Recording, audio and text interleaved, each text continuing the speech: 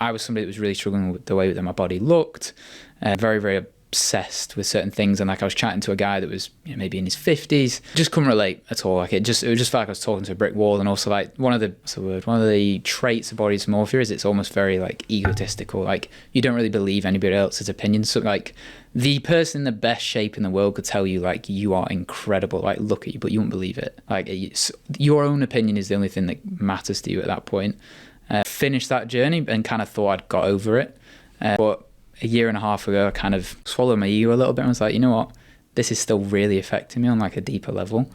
And this is going to continue to affect me on like a subconscious level unless I actually start to deal with it.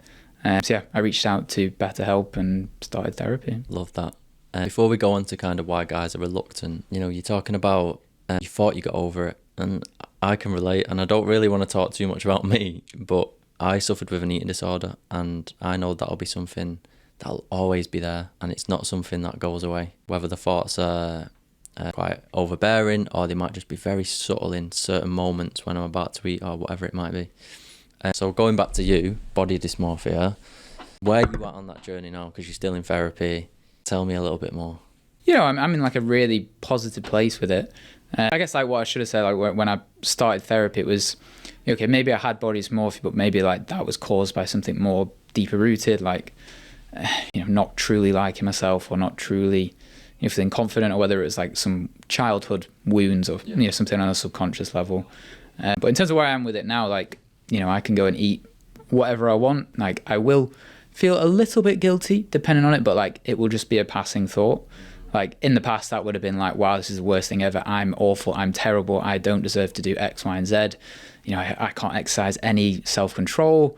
And then the next few days would have just been like super restrictive. And then I'd have been looking in every single mirror, checking myself, taking photos, comparing it with where I was the day before, weighing myself 6, 7, 8 times a day. Whereas like now it's just like a passing thought, and it's just like, what, this is fine. It doesn't mean anything. It doesn't define me if I eat something like that. So I'm in a really good place with it. That's good to hear. A lot of growth there, right? Could you have done that without therapy? Yes, but I think I've been very fortunate with the network of people I've got around me. I'm in a long-term relationship. I've been with my girlfriend 7 years, and I think without her, I would have probably needed therapy, but she's been, absolutely incredible with it, and someone that I could speak to openly about it. And of course, like my family. But, therapy has helped me understand and almost like organize my thoughts. Like, when your head can just feel clouded and just so full and just like constantly on. Therapies for me is actually the one point in the week or every 2 weeks, whenever I do it, where I actually stop. Like it makes me feel calm, which not many things do apart from like reading. It's crazy. What about running? Running depends for me. Like a lot of people say that running obviously massively, helps them switch off, that kind of thing. But like I'm very performance orientated.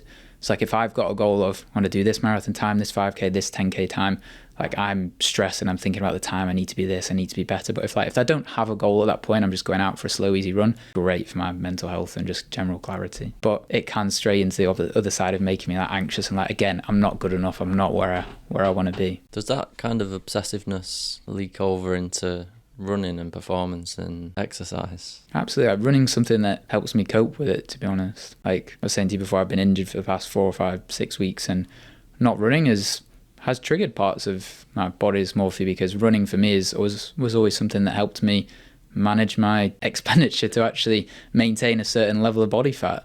So like when you take that away, it's like, oh, gonna have to substitute that with something. Like you're gonna have to start be careful here.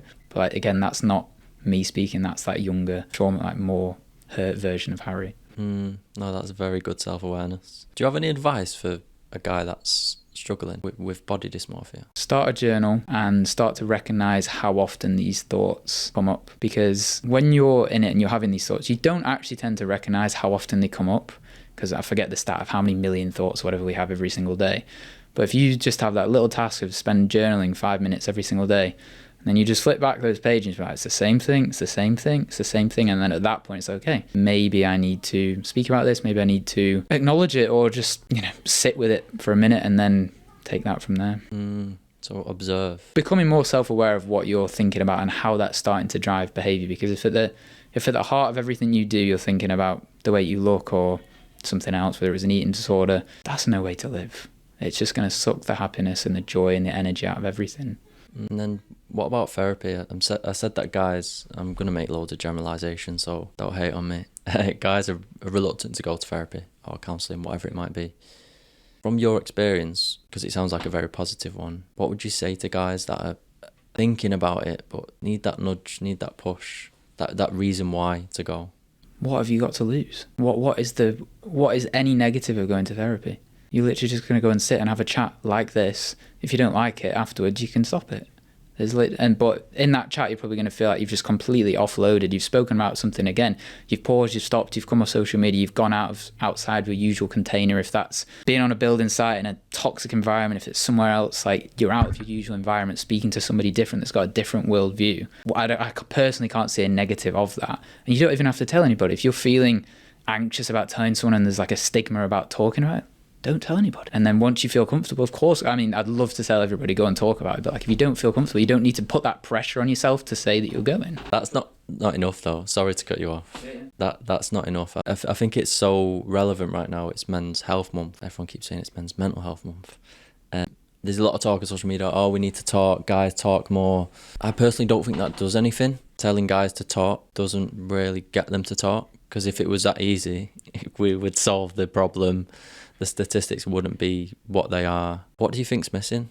I think the way our culture is set up, it's very much about strive, achieve, be strong. And if you defer or differentiate from those values, you're somewhat seen as inferior or weak. That's something I would describe myself as relentlessly. You're weak, you're not good enough. But I think a lot of those issues are rooted in society. So I think that's where that comes from.